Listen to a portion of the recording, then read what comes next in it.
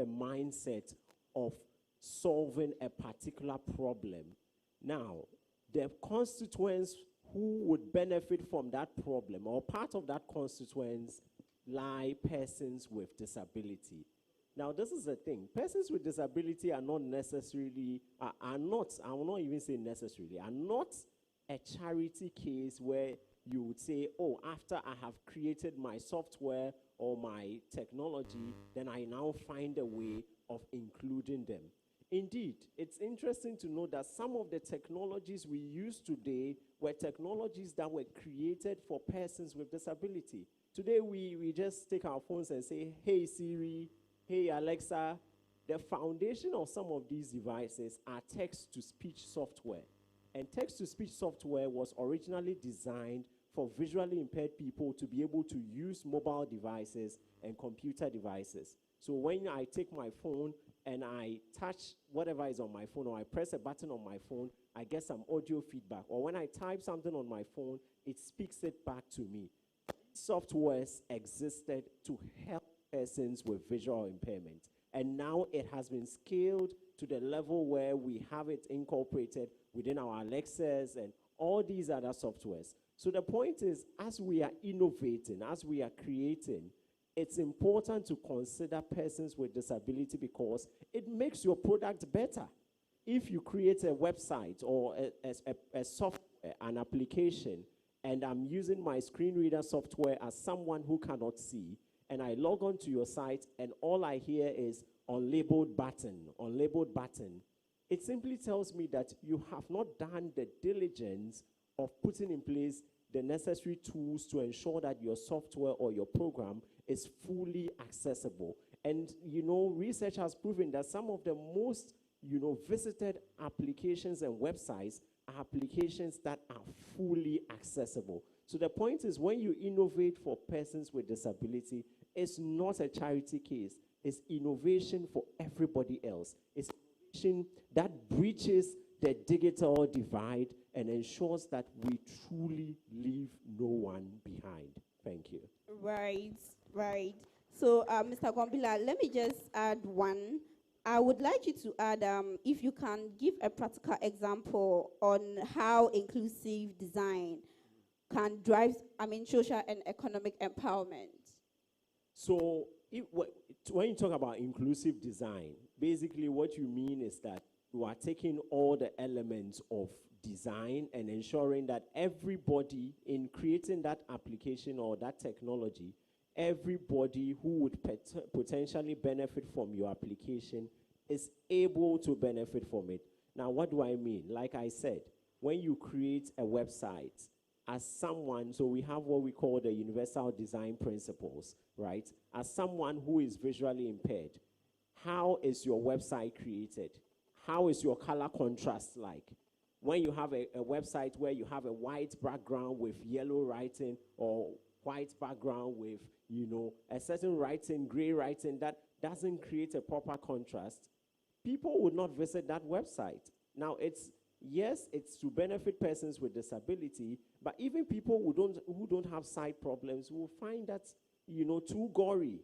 So the point is, when you create for persons with disability, or indeed all different minority groups, you put alt text within your pictures, you describe image, to describe the images that you put on your site. Even for people with low bandwidths can also access those platforms at low cost. So when you innovate for, persons with disability or people who are less privileged, the point is you are making the application or the technology easily accessible for everybody. And it means that you get more patronage, your product would be widely publicized. And indeed, one thing I would add is that a lot of our organizations today, like I said, I work on a project with the MasterCard Foundation on the EdTech, fellowship. The point is, if you want to benefit from that funding from the MasterCard Foundation on the EdTech fellowship, and you don't have an inclusive element in your software, the software will not fly, the tech will not fly. So the point is, where the world has reached today, a technology or an innovation without inclusion would not, last long. It would not get the needed funding and the needed support you need from investors to grow. So it's in your own best interest as an innovator to put in place the right tools and the right accessible tools to ensure that everybody benefits, so that your products can be, promoted by everybody. Thank you. Thank you very much, Mr. Kombila. With your practical design, I realize, and I'm pretty sure that our audience are also listening, that we have a lot of young people here that are very innovative. You have a lot of things you want to do. In all you're doing, you must include everyone. So let me move straight to, all right, yeah, you can give it, then I'll move to Ms. I wanted to add that developers should include PWDs when developing. If you sit in your corner and think you have a solution to a problem without involving people who will use your solution, you are building in vain. So as Honorable said, being part of some grant opportunities demand that you know and include set things in your development. Recently we had a test run with a society, and his team was there. Some other members had to go back and redesign because it wasn't fitting the purpose for which everybody will be included in that particular design. So it's important, young guys, to involve people with disabilities in the design process so that you don't miss out when the whole product is ready to be used. Thank you. Thank you very, very much. Inclusive really matters. And I'm back to that inclusion again. So I'm moving to Ms. Maud. Ms. Maud, we hear a lot about digital inclusion. In your view, I would like to know what role do women play in shaping a more inclusive digital future? And how can we be inspired more of them? I mean, how can we inspire more of them to lead in the tech space? We need to be intentional about bringing them on board. Right. Yes, that's the whole point. I remember those days at KNUST, assuming they are taking aggregate 8 for computer science, you have to make sure it's aggregate 12 for the female. So it means you need to be intentional about it. We need to be intentional also, especially when we are dealing with leadership. Now we make sure that board composition, there are women. Are you getting it? So that is intentionality. That's the way to bring them on board. So as a female, I mean, becoming a female president of a tech chapter, like, I know that within tech, we are supposed to include women. But then a lot of women in here, I don't know how you feel, but me particularly, I read BSc IT, and whenever I enter my class, I see a lot of men. I don't see the females. So sometimes when they are talking of coding, they are talking of tech, information, tech stuff, I find myself like intimidated. I feel like the men are taking the space and all that. So Peyo Jenny, how did you, counter these challenges to even becoming a female lecturer in the STEM field and also a female president? Thank you. The men helped. I will say that. Men it's true. Let's do better for the men. Ladies. Thank you. No, but that's the truth. Most of the time, I mean, my master's, when I was doing my master's, I was the only female.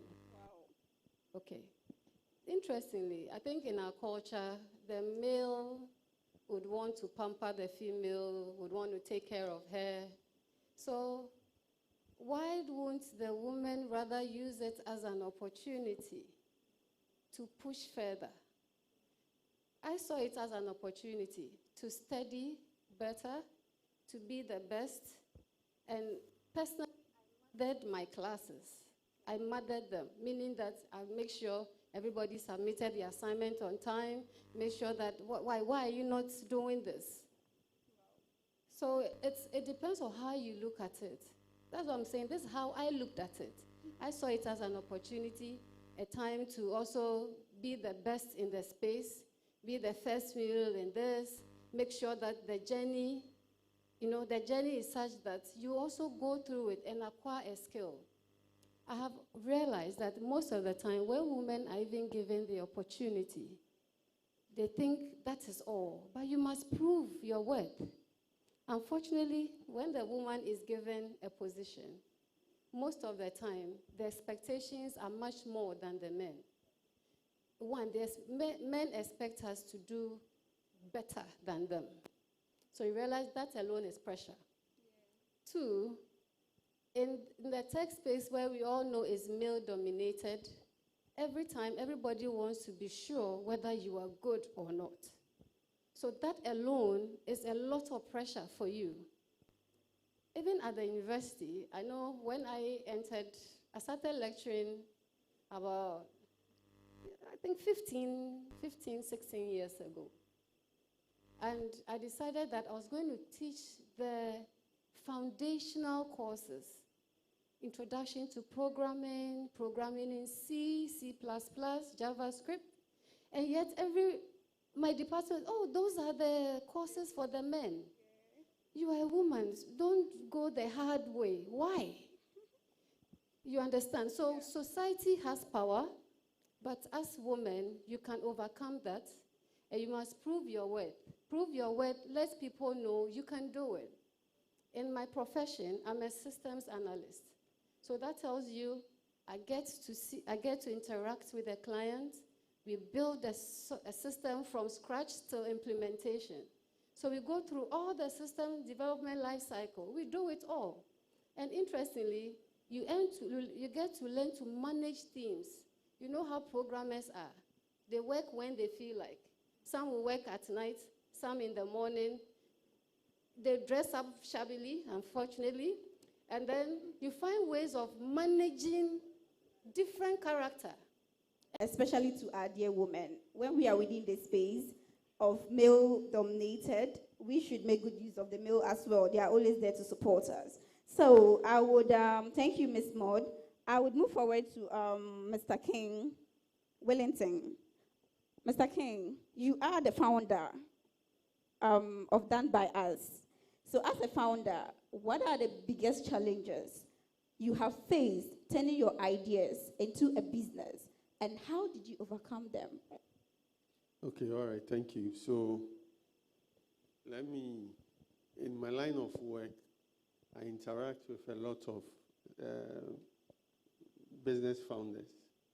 So one of the key things is, you see a lot of people coming up with solutions for problems that don't exist, right? So I tell people that come out of what I call the founder syndrome, where because you are the founder, your solution you feel is the best.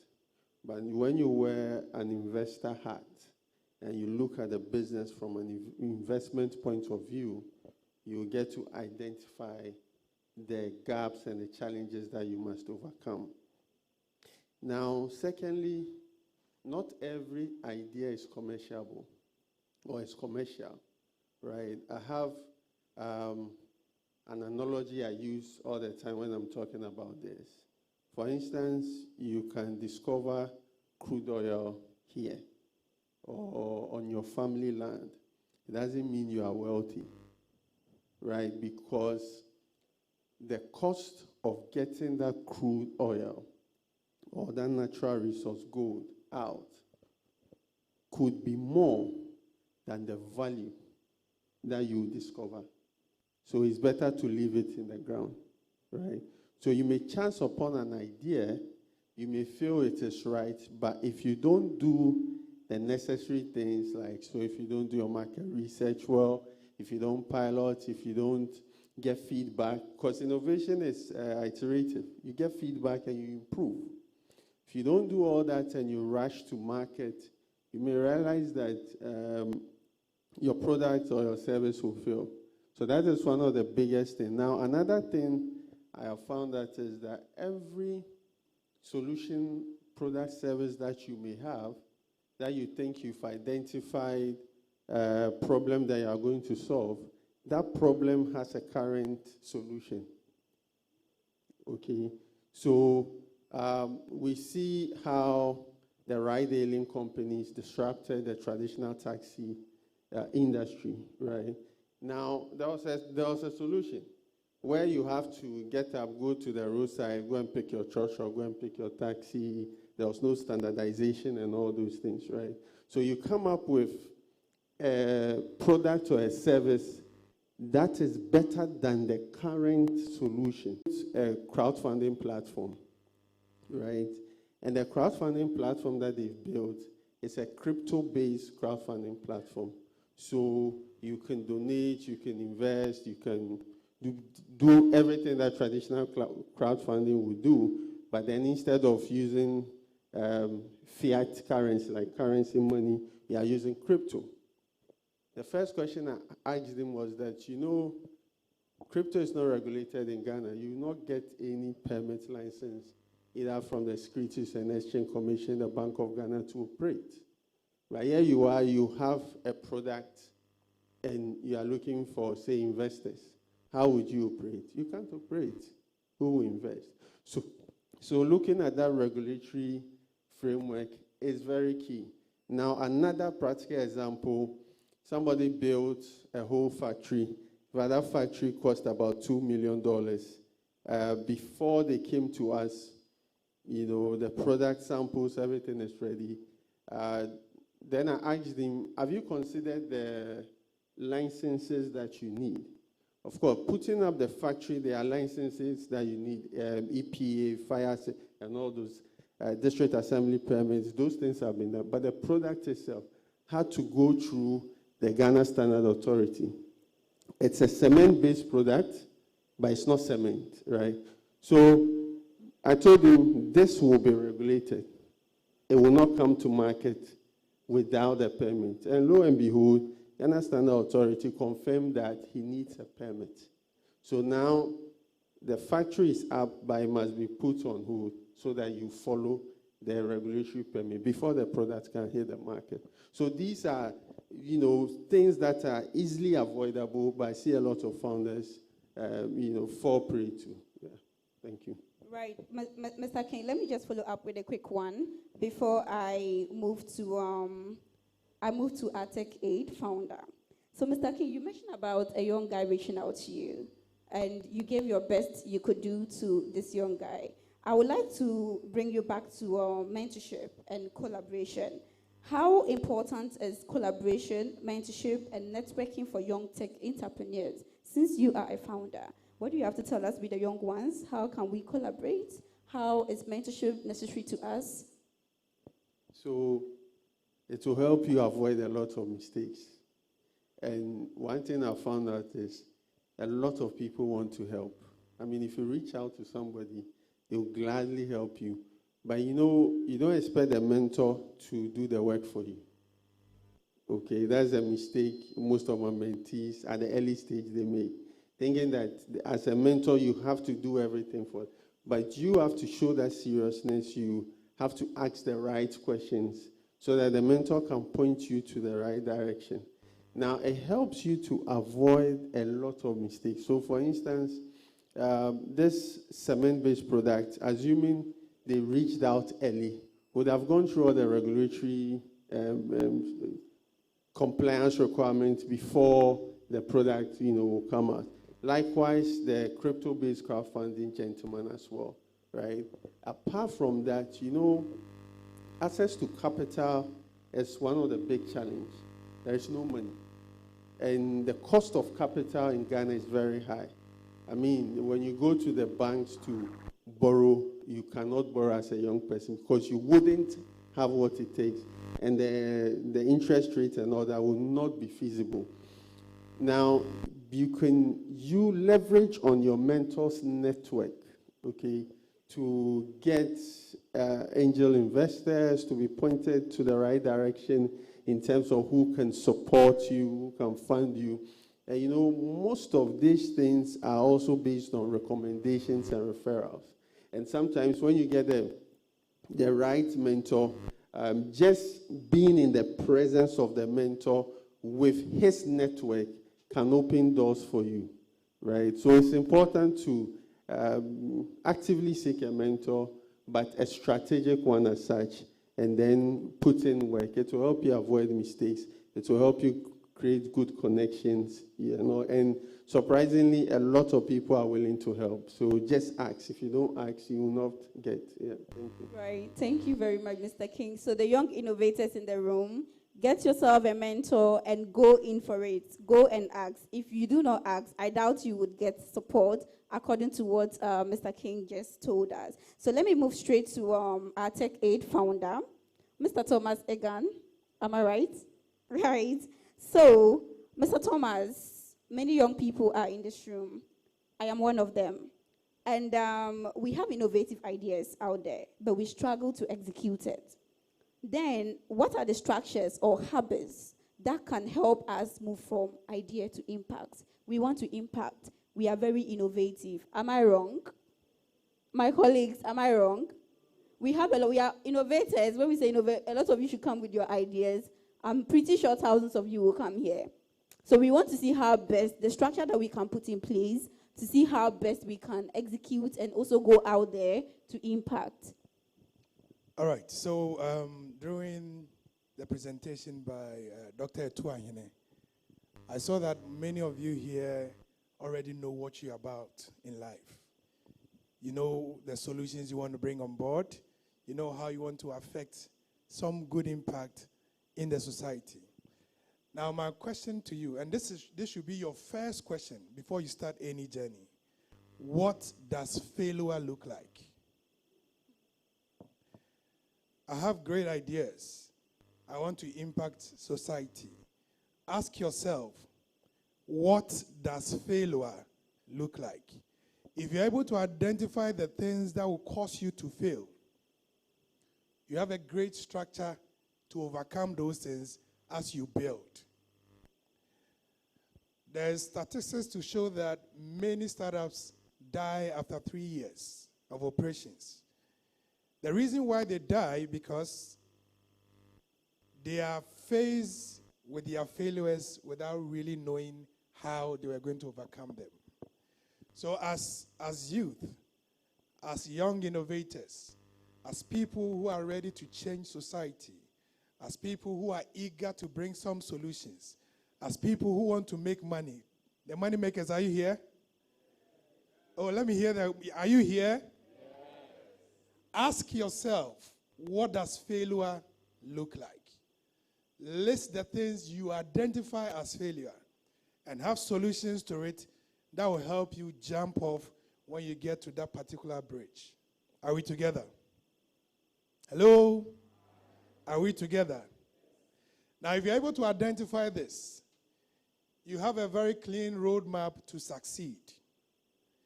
From that angle, you can now anticipate what will bring your business down. And by so doing, you'll be able to now leverage on the knowledge you have, the foreknowledge you have, to become successful in what you do. Number 2, build with people.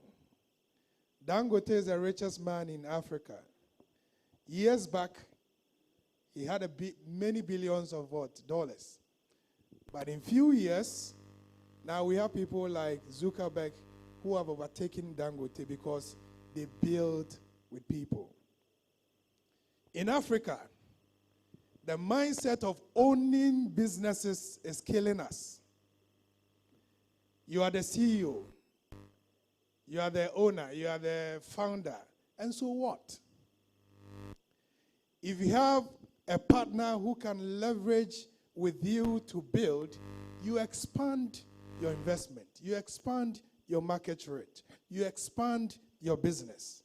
So that idea of ownership should cease. Let's look at collaboration. Let's look at putting ideas together. Let's look at putting connections together. So one investment and then your dividend you get out of it is able to sustain that business. Are we together? So whatever you have started now, as Honorable said, somebody has already done it. See how your solution can better that particular solution that already exists. And find a way of collaborating with that person so that you can now have a greater impact. building alone is likely to kill your business from scratch. Get people you can associate with and build with them for success. Thank you so much. Get people you can associate with and build with them.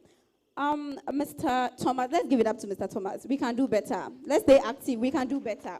Mr. Thomas, you just gave us an advice here, and I would like to know, on behalf of my colleagues and myself once again, that some already have startups. Some are already doing well. You mentioned that a lot of innovators are in the room, and 190% of them are doing something. So I would like to know how can startup effectively integrate technology into their business model for sustainability? Okay, great. Technology now is a must for every business.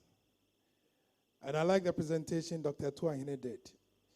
You can see that for anything you want human capital to do, there's an AI solution to help you do that. Right or wrong? Right.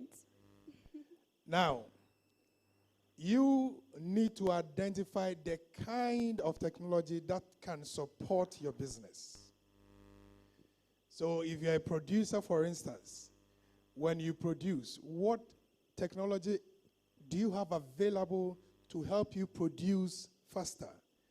Now, after production, you need to market your product. How do you market it? Which technology can you use to market it? Now, after that, you need to move the product from the production location to the consumer. What technology are you going to use to take it to the consumer? If you don't plan all these things and you focus on building your product, you finish with the build-up, you have the product in hand, but after you have the product, that is when you start thinking about how this product is going to get to the consumer. So let's have a holistic structure from building to the end user in mind when we are building. And what technologies can we leverage on to make sure that our process of delivering our product or service to the people we are creating it for is done seamlessly. Are we together? Yeah. If you don't see these blocks and put them together well, you end up doing a lot of try and error. So you start something, oh, this is not working, let me get a sales associate. This is not working, let me get some logistic company to help me. This is not working. But if you build a product or build the blocks before you even start the production, you'll be able to navigate through, and your consumers will be happy about the product you are bringing them or the solution you are bringing them, and now your bank account will be crying with money. The Momo. We can do better. No. Right, thank you very, very much. So a quick one to Miss Maud. Miss Maud. Right. So we would like to know, the internet is the foundation of modern innovation. What policies or digital inclusion efforts are most critical for youth to leverage on? Should I take it again? Yeah. Right. The internet is the foundation of modern innovation. What policies or digital inclusion efforts are most critical for youth to truly leverage technology? I wouldn't want to seclude the youth as a stakeholder. They are a major stakeholder. Okay. But what we are supposed to do is direct the youth on how to use the internet. It has come to stay. Yes. We use it every day. We use it for all the things around us. In fact, it's part of our daily lives. Now we are getting addicted. You see? Yes. So what we need to know is awareness about the use of internet. We need to have that kind of awareness, that we should have some form of ways of managing our time, managing ourselves, in the way we use technology.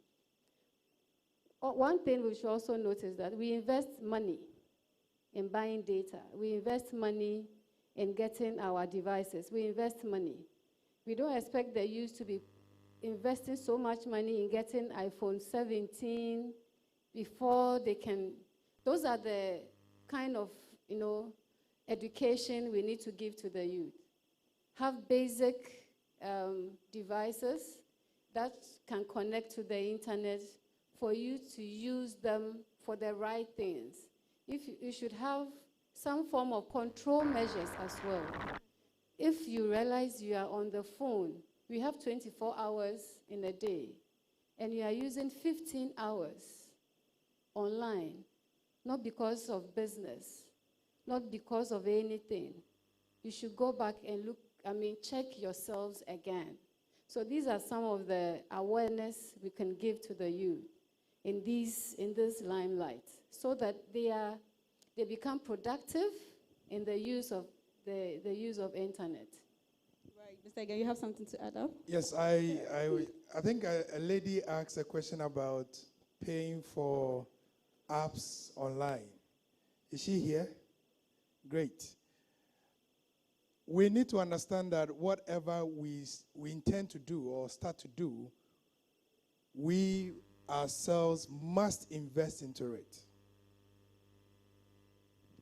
Now, a lady approached me some few days back and brought her business idea to me for some advice. Apparently, she needed money, and they say that if you want money from somebody, you ask for advice, true or false. And when she came, she had an iPhone 16. Her do you call it wake up or wake? I think the Bond Street, right? Bond Street. ladies? And I asked her, how much is this thing on your head? Like, how much is it? Yeah. And it's almost 1,400 cedis Wow. on her head. And she's looking for as little as $30 per month to have an AI service to leverage her business. Now, if I see you with an iPhone 16 with a bone straight hair, and you come to ask me for $30, I'll tell you point blank, you are not serious about your business. As youth, we need to invest into what we want to build. When somebody sees that you have that seriousness about the business, you want it to grow, you want it to escalate, you want it to expand, even though it's a startup, that is when you have investors coming to support you. So it's not enough to have the idea, to have the business, but invest into that business yourself. Are we together? I said what? Invest into that business yourself. I know a young lady who keeps a scarf for so many months. The reason being that she didn't have money to even go and do her hair. But now, by determination and hard work, she can afford any hairstyle she wants to do. Let us not look at investment as the right solution to scale up. Start what you want to start. Invest yourself into what you want to invest in, and others will now have the leverage to support you. Thank you. And the Momo would also drop, Yes. right, Yes. into our bank account. Into your accounts. Right. Thank you very, very much, our Tech Aid founder. So just around now, we have most of our audience that want to engage you. So it wouldn't just be more of us engaging to them and all that. They really want to interact briefly with you all. So I would just like to have a quick one from let me go to Mr. Gombila. Mr. Gombila, in 1 minute, in one word, what does future ready means to you?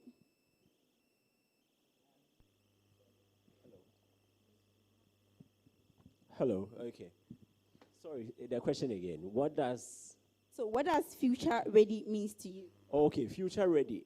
What it means to me is a world where inclusive design is implemented from the get-go. That is what future readiness looks to me. When you implement a solution that is inclusive and accessible to every user from the get-go, not an afterthought, not a redesign, but from the get-go, from your foundational processes, the design or the technology is inclusive, that to me means that you are then future ready, or you are ready to launch a business for the future. So with that, what do you have to tell us? What last advice do you have to tell we, the innovators in the room?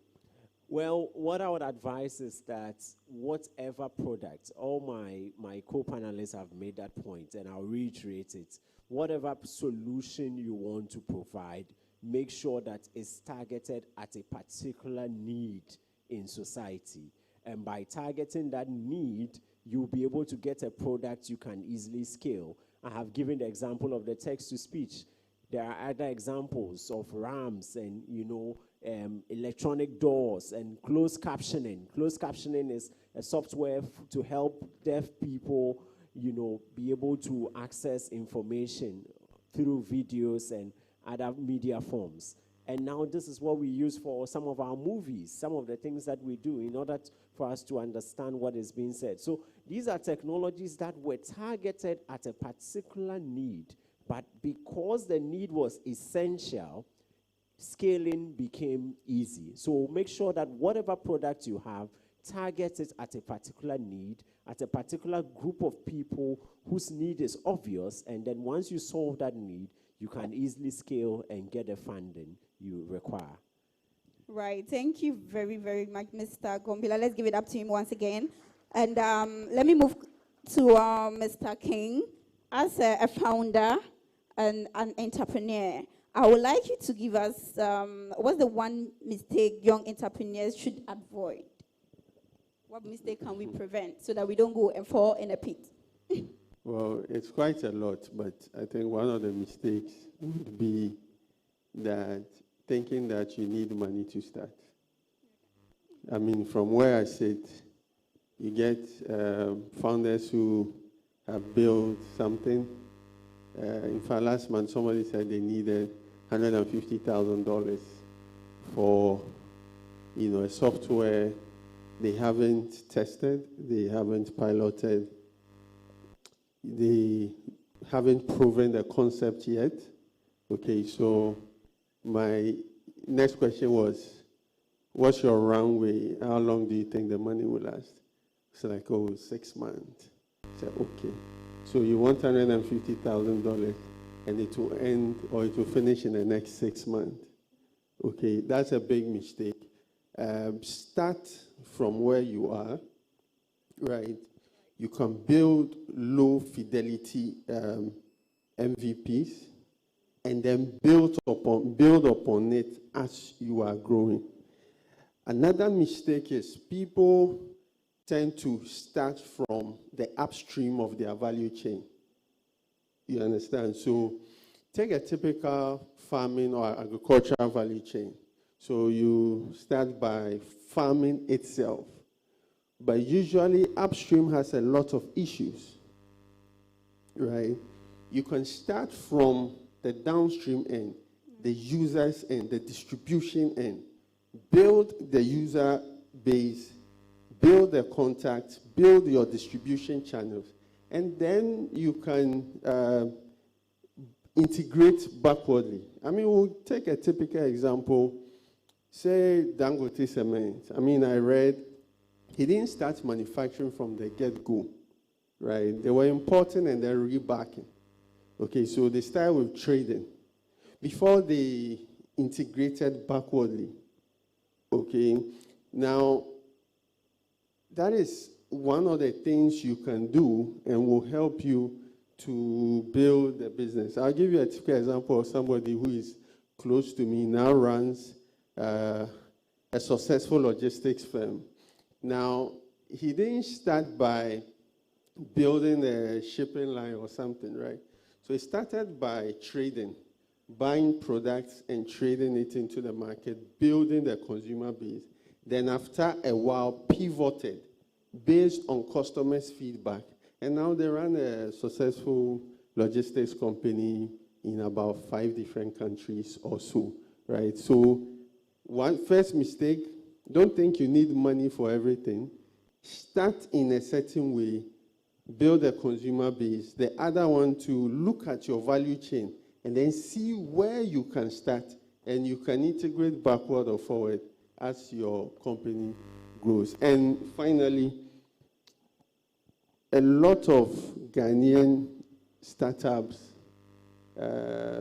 approach investors wrongly, or when they are not ready. So you see people, they are not ready in terms of they haven't done their financials, they don't have any solid user base, they don't have a solid team. And investors invest in people, right? They don't have any credibility that you can check and all that, and they want to raise money, right? So don't raise money right, and raise money at the right time. Thank you. Right. Thank you very much, Mr. King. So please, let's not wait to have the money before we can, put out our ideas out there. Let's start with the little we have, and then we would succeed within this space. So to Ms. Maud, I would like to know just one skill you believe that every young person in this room should master in the next 5 years.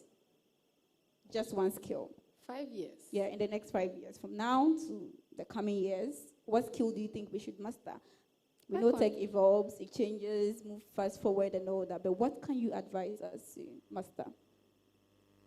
When we were doing the polls, we talked about creativity. Yeah. That is it. Creativity. When we talk about, if it's hands-on, we should be able to know how to type. That is one basic skill. Still, a lot of tertiary students do not have. I know I'm hitting somewhere, but you should have that. That's basic. But you should be creative. But there's something I want to add. Listen, I think we will do well in our tech space if we are able to break the barrier when we are dealing with discipline. I want us to interact with the other disciplines so that it will be easier to automate their issues. I don't know whether I'm putting this across. Economics, agriculture, environmental, now we are talking about climate change. Okay, even more. Please, now bridge that gap with all these other disciplines. And let's see whether when we automate, we'll not have a lot of products coming up which will be highly useful and which will be more contextualized or localized. Thank you. Thank you, the only female among the men. Thank you very much, Ms. Maud. So to our Tech Aid boss, the final word you have for we, the young people in the room.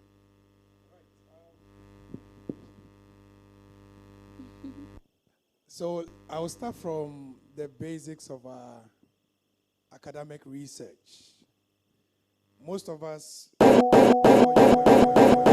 university, you write a project, right? And most of these projects are some grandfather projects you go and recook, right? Talking to some people here. Yes. Can I have some testimonies here? Oh, I see hands around. Now, I believe from that angle, you need to identify one solution you want to bring out. And then right from your project, that should lead you into starting a small business. It is just go and copy something and dump it just because you need some credits to look into the future. We want to be future ready. Look. What can I identify as a problem and how can I... When that becomes your project, it means you have to scale as a startup and also scale as a great business. For every venture you want to embark on, look at what it looks like in that venture. Find solutions to those things you identify as factors that can make you fail. And 3, be determined to make it work. Once you have the determination, you'll be able to say that that grounded you to where you are in terms of being successful in life. I wish all of you the very best of life. I want to see you at the top. Better. We want to see you at the We top. can do better, and I come there. Right, thank you very, very much to our dear panelists. This was really very insightful. You have fooled us, and I am pretty aware that we are not leaving the room as empty people. We are going to be the great innovators, and we are going to be the great entrepreneurs. We appreciate you all for your time and effort, for making it possible for Ghana Youth Tech. Oh, right. Right. Thank you very much once again. And I think from here, let's give it up to them. We can do better for them for their amazing deliveries. Yes? You will take a group picture. Okay. If the camera team is ready, they will take a group picture. But a round of applause for Alice and her team. Right, so we'll be taking 15 minutes break. However, we would want to give a few minutes to some young innovators or young founders to share briefly with us what they're doing in line with the team and the great innovations they've come up with to solve what problems exactly. So whilst they are taking the picture, Sika should get ready, Ike should get ready, Jonathan should get ready. And ladies and gentlemen, it would be very brief because we are in between the break. And so, yes, kindly join me on stage. Sika is co-founder and CEO of Intely, Ike of Dev Can Talk, Jonathan of InnovTech. Gentlemen and lady, kindly join me. Quick. Let's clap for the first panel again. Yes. And I must mention that after the break, we will take the second panel and we would be wrapping up on today's engagements. Let me make sure everybody has a mic. Do you have a mic, sir? Maybe use this one. Can we test our mics? Hello? Nice one. Hello. So, Sika, being the first lady, just want to start with you. And everybody have 2 takes each. So this will be the first take, and then the second take. So, sell your be a little brief and straight to the point. Yours is, did I get it right? Yeah. Right. So tell us about it and what innovation it has come up with and what gaps it is solving in the society. Okay, great. So I'm Sika. I'm one of the co-founders of Intely. I'm not the CEO. I'm the CEO. So basically what Intely does is we help businesses handle their customer communication. In Ghana and in Africa, there's a big gap when it comes to how businesses communicate with their clients, right? You reach out to a business in Ghana and it can literally take days, weeks, months before they reply to you, if they'll ever reply to you. And it's normally these simple inquiries, simple customer touch points that stand between the business and the customer and actually making a sale, right? So we help businesses in 2 ways. They are able to handle all their customer inquiries, handle all of their customer engagement across all their different communication channels. And then it also helps them with increasing sales. So it helps them get more money whilst also improving their customer experience. Right, thank you very much. That was brief and straight to the point. Ike, I've been wondering what inspired the name Dev Can Talk. Tell me what Dev Can Talk is all about and what innovation they're also coming up with. Thank you very much. So primarily, my name is Ike J. Mensah. I'm the CEO and founder of Dev Can Talk. So the name Dev Can Talk actually is a hook. It's a way of advocating for deaf and hard of hearing. Just as you asked, you want to know more after hearing the name Deaf Can Talk. So simply, it's a hook, and it's a way of advocating for deaf and hard of hearing. So for us at Deaf Can Talk, what we do is that we provide accessibility for deaf and hard of hearing in classroom, as far as education is concerned, within the health space, and then as part of way of socializing with people. So in the classroom, you realize that typical inclusive classroom, the deaf person finds it difficult to communicate with their hearing peers due to communication barrier. So we've created a seamless platform using AI algorithm that allows, I should say that, speech to text and text to speech model, just as we spoke earlier in our conversation, which transcribes for the deaf person to hear.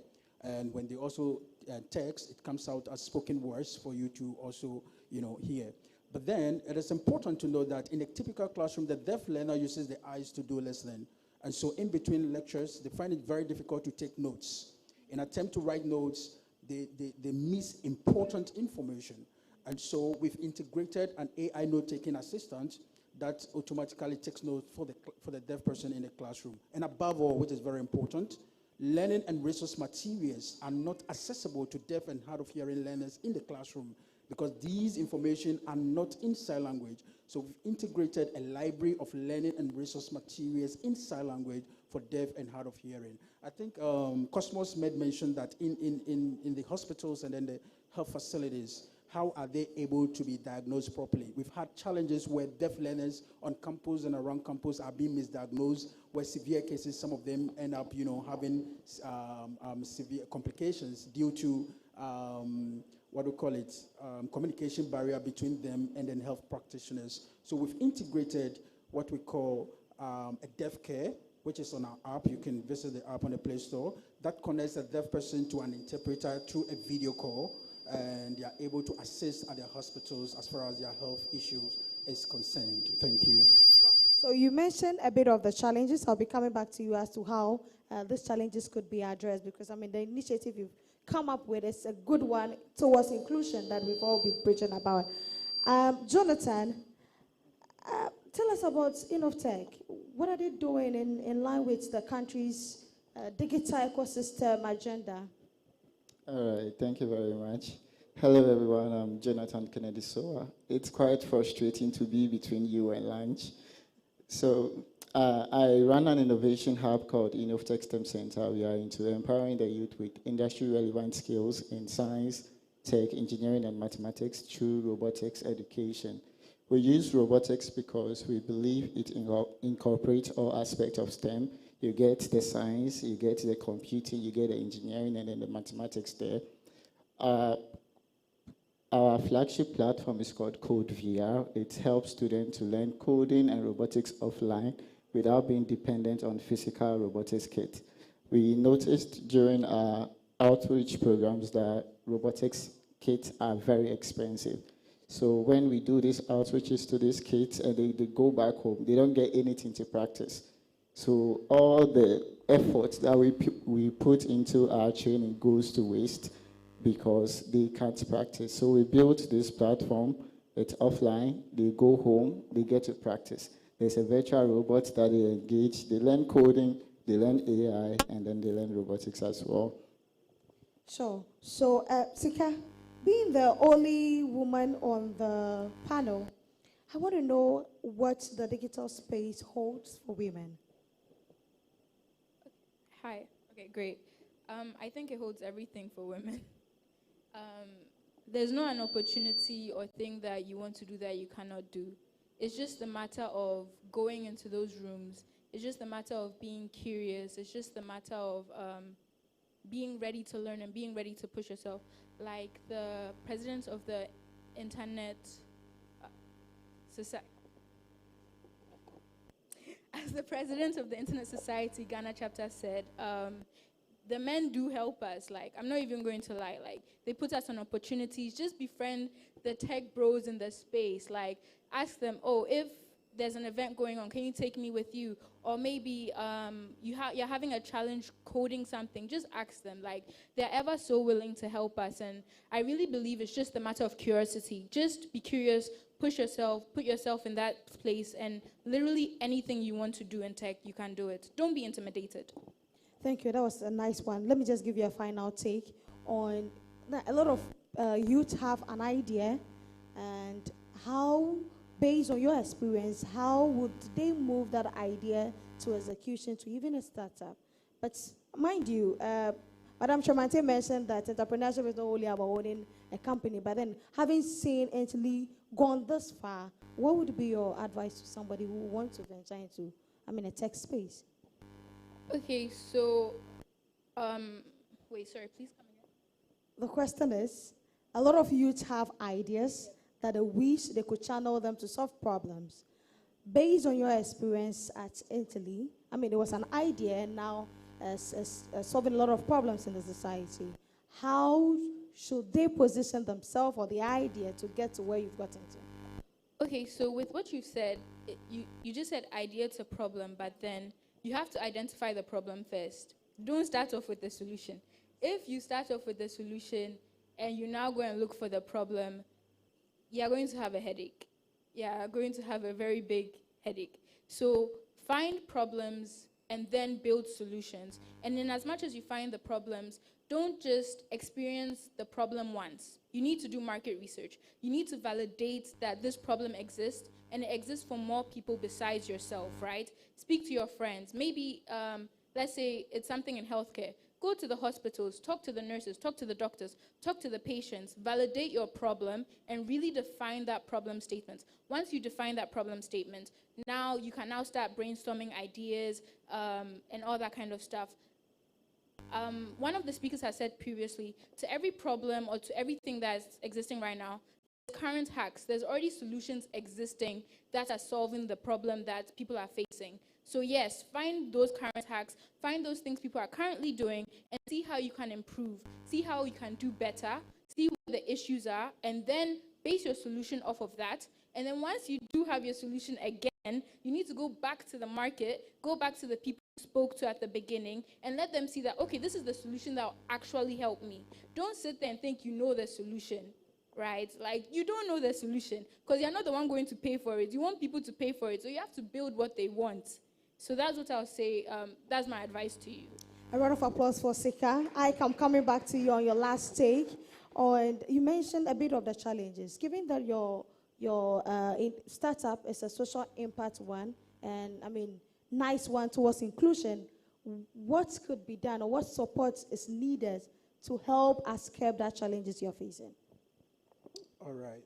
Thank you very much. I think a lot has been said when it comes to inclusion.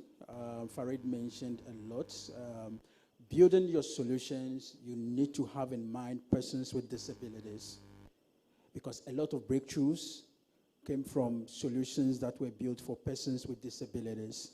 Sometimes a lot of people are focused on the money, but then there is a crook way. The impact that you are providing also equals the money you are looking for. A lot of investors are impact-driven investors. They are interested in how much your solution can provide an impact for persons in general.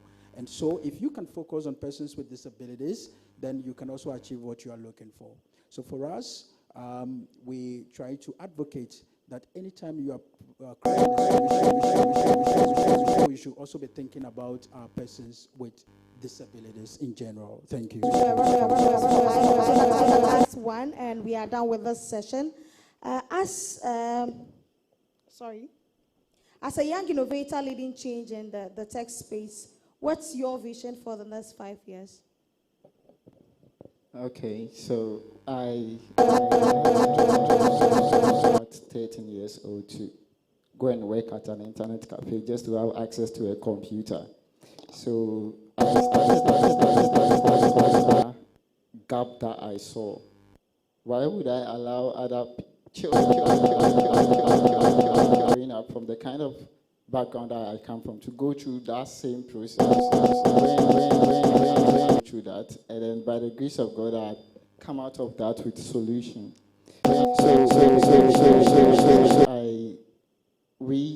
Our vision for the next 5 years is to reach 1 million, train them on coding, robotics, and AI. We are doing this by partnering with academia institutions like the University of Education, Winneba. We are training the effects, that ripple change that we need. We are also training parents and that we train. She's building mobile apps now. She's just 10 years old, and she's helping a teacher teach computing in the classroom. That same girl had built a text-to-speech mobile app that helps a younger sister who cannot read to learn how to read, to learn how to mention certain words. And that same girl trained a mother in AI so well that a mother also came to further train with us, and now she's pursuing a master's degree in AI and data science. This is the kind of ripple effect that we are talking about. And in terms of also, our focus is on girls because we believe that that kind of ripple effect works very well with girls. When you teach girls, they are able to influence others easily to get on board. When we first engaged this girl, she came to our hub, and then she went back. When she went back, she went to tell all her classmates about what we are doing, the cool things we are doing. And then the next day, over 50 students filled our entire space. Then now we were overwhelmed. Who brought you here? Daniela. Who brought you here? Daniela. So this is what we are looking at.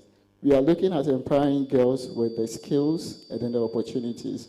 We've worked with a number of organizations here, and then we've had a number of people here as well to act as mentors to these girls, to provide them with access opportunities and give them the necessary support that they need so that they can move faster.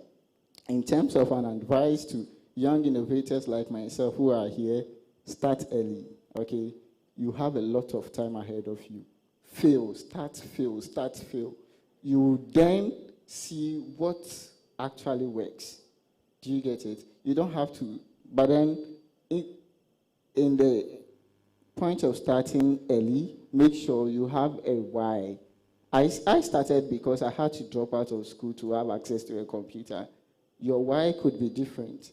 Your why could be that your mother died of cancer, so you are working on a solution that solves, that ends cancer.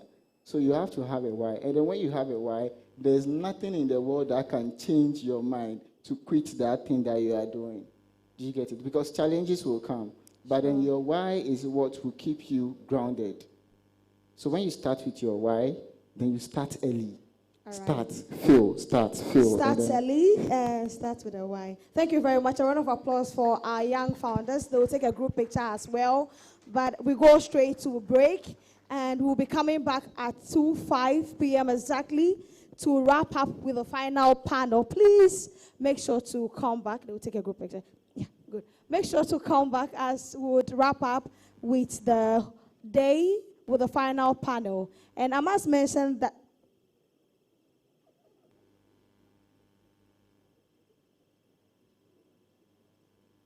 great. I must mention that though Bell Beverages have made provision for some beverages for us at the exhibition area, the organizers have also liaised with some food vendors to serve us food at a low cost. And so they are just at the entrance. So within the 15 minutes, still network with somebody, grab what you want to grab, and come back at exactly 2:05 p.m., ladies and gentlemen, so that we can close early. Thank you very much. It's been amazing doing this with you. I'll see you back at 2:05 p.m.